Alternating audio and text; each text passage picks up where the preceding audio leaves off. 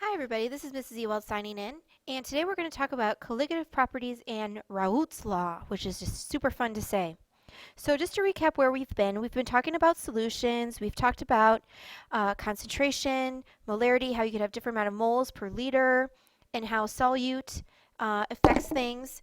So what we're going to do is continue on with solutes, and specifically with colligative properties. We're going to be talking about properties that depend on the number of particles dissolved in a given mass of a solvent. And here we're talking about the number of particles, not necessarily the type, but just the amount that you have in a solvent.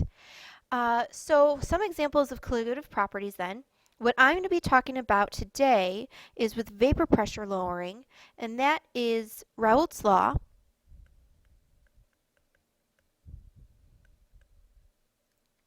And so the idea that by adding a solute, you're able to lower the vapor pressure, and I'll explain that in a minute.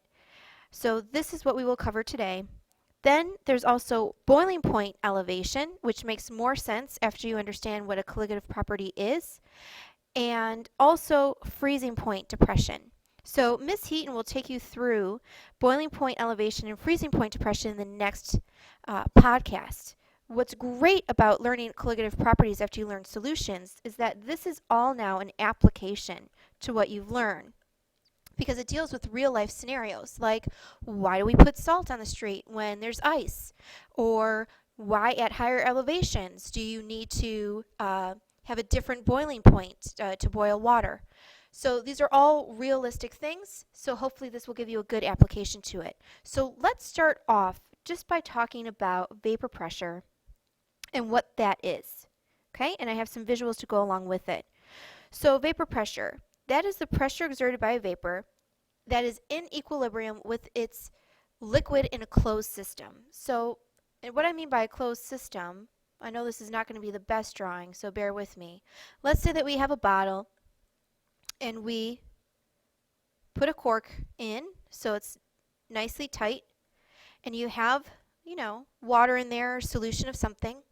So you're going to have these molecules in there, say water molecules. You're also going to have those water molecules also vaporizing. So you're going to have water as both a gas then and as a liquid, and it's also going to go back and forth into the solution. So that's going to form a gas, and then it's going to go form the liquid again. So it goes back and forth. So if it's at equilibrium, the pressure is going to be the same, both up and down. So what happens then if you add a solute? So vapor pressure, so the pressure here in a closed system can be lowered when you add an ionic solvent. Ionic meaning it's ions, and ions, for example, sodium chloride, remember those are going to break apart into sodium ion and chlorine ion. And so really it's based off of how many ions you're adding, and so that is why we say the number. So the more ions you have in your solvent, it's going to affect the vapor pressure even more. So let me visually show you over here what I mean by that.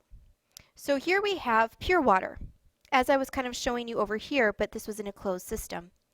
So you have the vapor pressure, and so you have water molecules that are forming gas, and then gas molecules that are forming water liquid. So what happens then when I add a solute? So let's say this here is going to represent my sugar. So in this case I don't have ions, but I have a solvent. This would be what you call a non-electrolyte, meaning that it doesn't have ions. It's going to stay together. So this is covalent. It's going to stay together as one piece, and we represent that here. So when you add this solute into the solvent, you're going to have greater attraction now between that solute and the water. So the water is going to want to try to surround that solute. What does that do?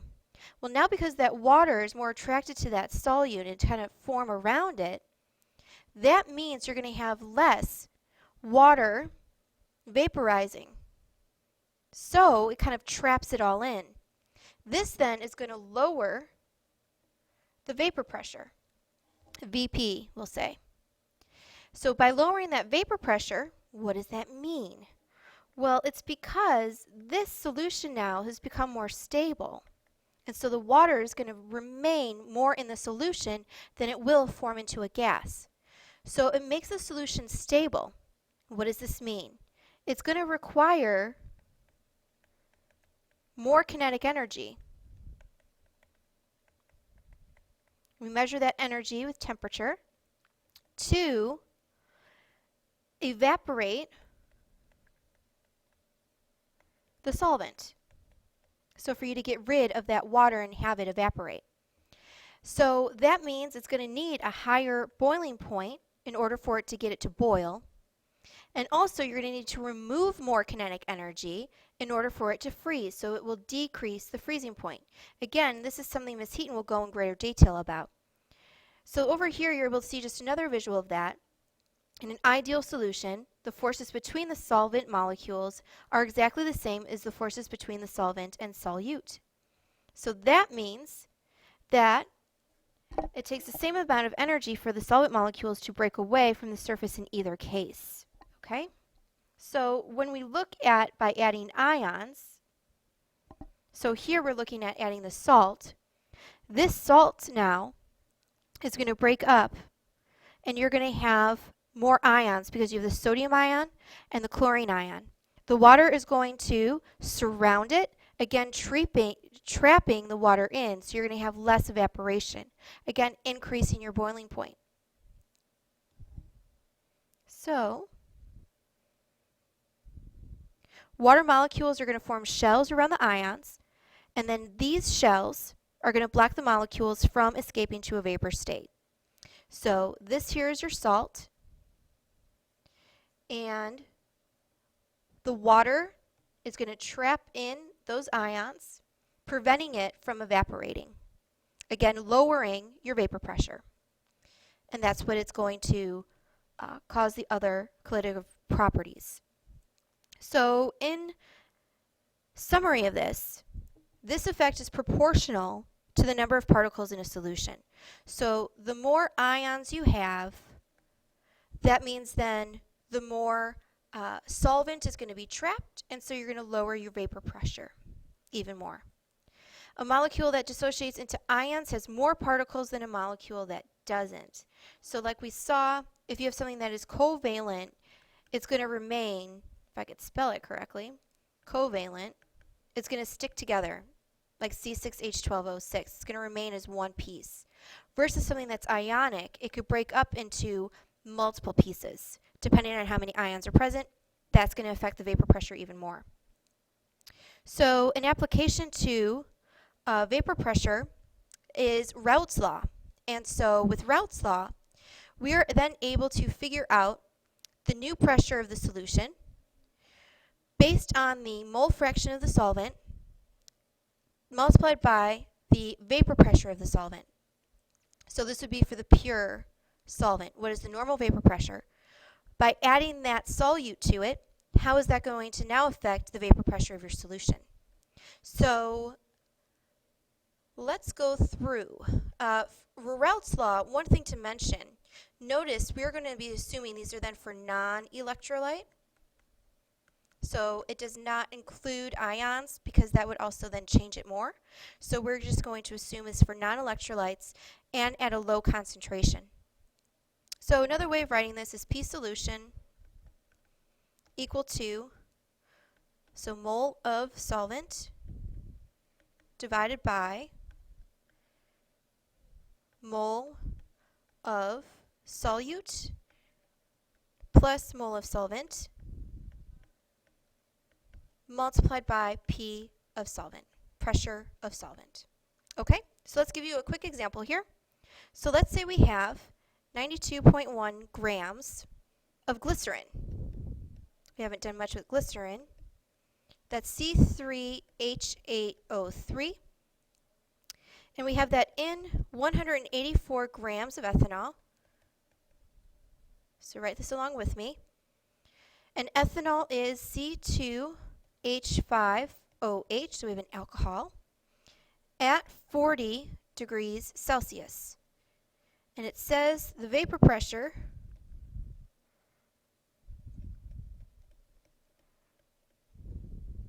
of ethanol is 135.3 torr.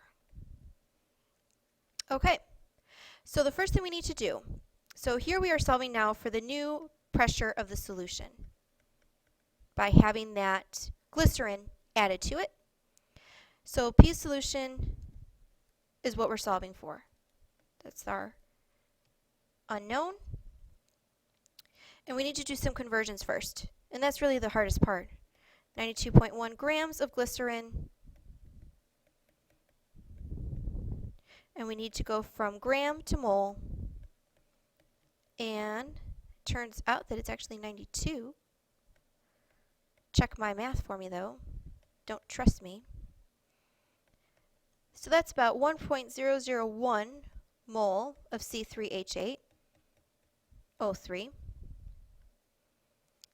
And then we're going to convert 184 grams of the ethanol, C2H5OH.